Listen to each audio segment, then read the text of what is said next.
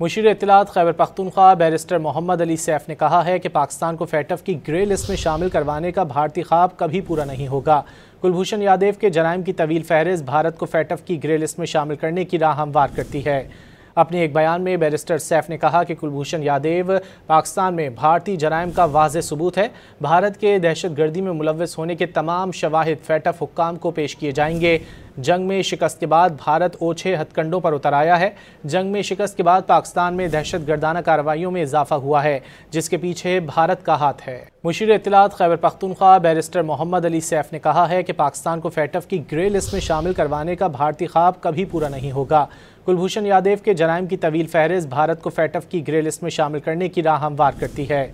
अपने एक बयान में बैरिस्टर सैफ ने कहा कि कुलभूषण यादव पाकिस्तान में भारतीय जराइम का वाज़ेह सबूत है।